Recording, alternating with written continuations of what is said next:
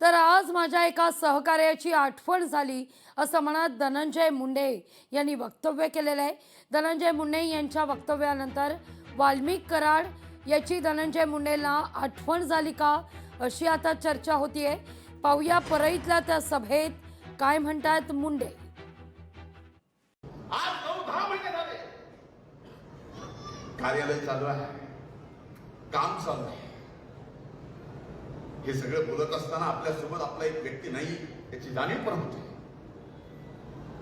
माझ्यासारख्या एक कार्यकर्ता म्हणून सहकार्याला सहकार्य समजतो म्हणून मला सुद्धा याची कुठेतरी आजच्या कार्यक्रमात जाणीव करून द्यावी लागते. काय चुकलं काय नाही ते बघेल न्यायालय, पण ती जाणीव नक्कीच होईल.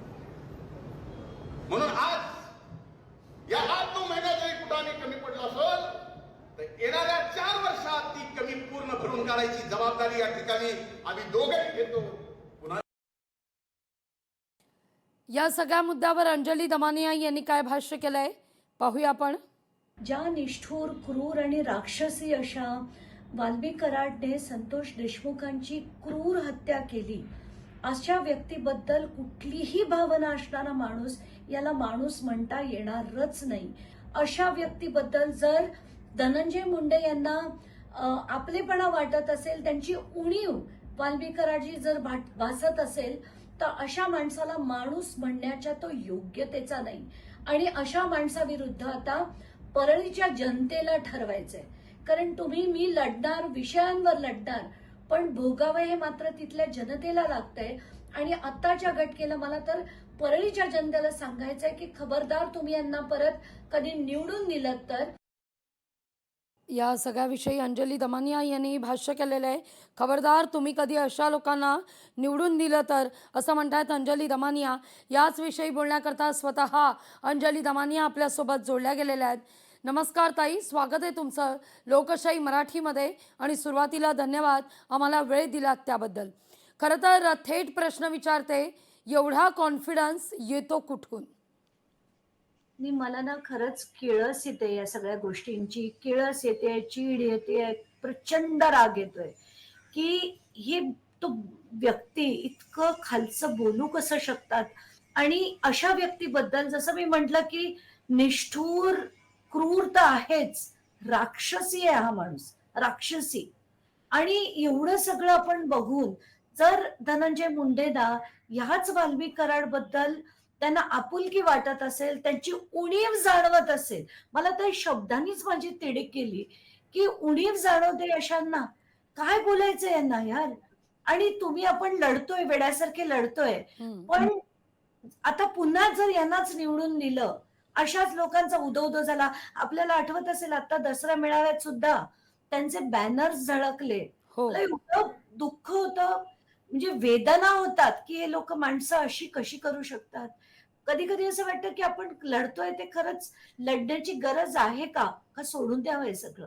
कारण असंच जर होत असेल आणि लोकांना हे चालत असेल, आता आपण काय बोलावं, का लढावं असा प्रश्न पडतो.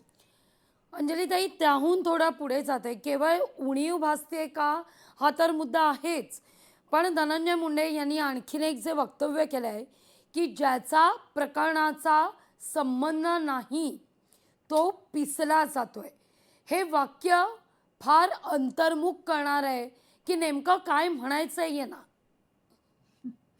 मी तेच म्हटलं ना, वेदना होतात हे सगळं ऐकून की आत्ताच्या घटकेला अख्ख्या महाराष्ट्राने डिसेंबर पासून एप्रिल पर्यंत सगळं बघितलं, चित्र बघितली, आलेले पिक्चर्स बघितलेत, असलेल्या बंदुका बघितल्या, सगळं सगळं बघितलं.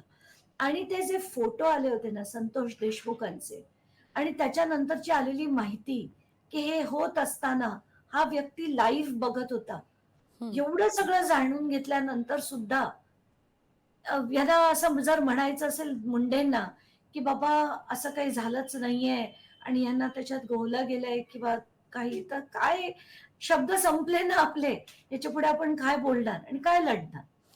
थेट विचारते अंजलीताई, जेव्हा एकीकडे चौकशीचा फेरा सुरू आहे, एकीकडे स्वतःचं मंत्रिपद या सगळ्या घडामोडीनंतर गेलेलं आहे, अनेक घडामोडी घडल्या, त्यानंतर या सगळ्या चौकशा सुरू झाल्यानंतर असं असताना सुद्धा सभेदरम्यान वाल्मिक कराडचे फोटो झळकणं, हाती बॅनर घेऊन कार्यकर्ते येणं, अशा प्रचार सभेच्या माध्यमातून धनंजय मुंडे अशी वक्तव्य करणं, कुठेतरी पडद्याआड काहीतरी घडतंय, तिथूनच हा कॉन्फिडन्स येतोय का, अशी शंका सध्या निर्माण होतीये, संशयाचा धूर येतोय.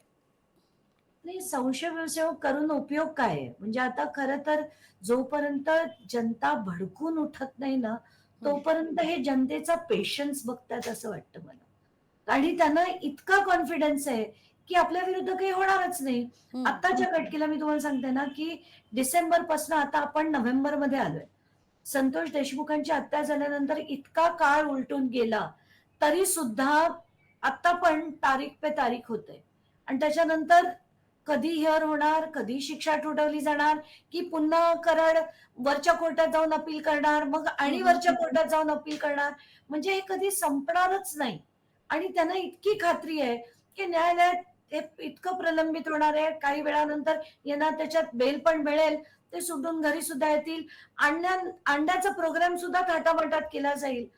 तर काय म्हणजे याला लढायला, म्हणून मी म्हणतेय की लोक जोपर्यंत डोकं ठिकाणावर आणत नाहीत, राजकारणी निवडताना जर जोपर्यंत त्यांची डोकी ठिकाणावर येत नाहीत, अशांचा उदो जोपर्यंत चालत राहणार आहे, तोपर्यंत हे चित्र नाही बदलणार. अगदी. आता लोकांनी खरं तर जनतेनं मतदार राजानं अंतर्मुख होणं फार गरजेचं आहे. धन्यवाद ताई, तुम्ही आम्हाला वेळ दिलात आणि या सगळ्या संदर्भात भाष्य केलं त्याबद्दल. लोकशाही मराठी ऐका, पहा, जागरूक रहा.